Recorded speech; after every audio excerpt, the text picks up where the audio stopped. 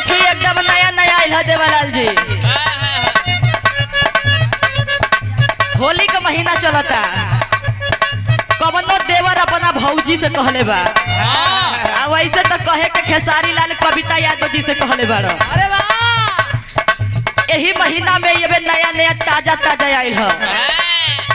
आवत हवन हरिये से बेचत सब्जी। अरे सब्जी ले ला हो सब्जी, अरे ले ला हो सब्जी, सब्जी बेचत आवत हवन। ताजा ताजा। कविता यादव कहत है कि ए सब्जी वाला, अरे का बेचत रहो, हे ने आवा, हे ने का सब्जी में बेचत रहो?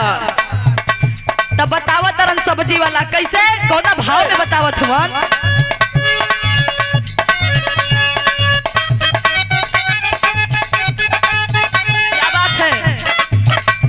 अरे ककरी कानपुर के हा गाजर गाजीपुर के,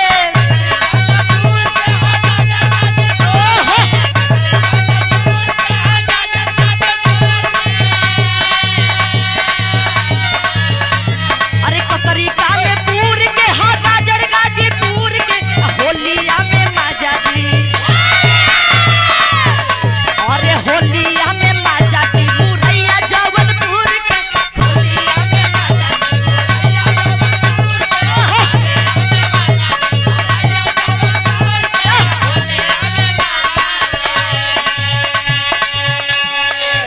देखी जब खेसारी लाल कहले हवन कि होलिया में माजा दी मुरैया जौनपुर के, तो कहले है कविता जी कि अच्छा ही बताव कि तोहार जौन सब्जी बा एकर भाव का बा। तो वो कहले हवन कि कौन चीज का भाव, ई गजरवा का कि मुरैया का? वो कहले अरे मुरैया का बतावा।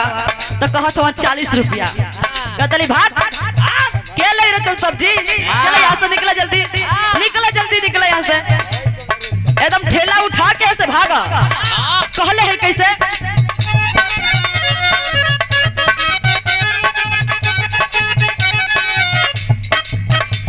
अरे मुरई के भाव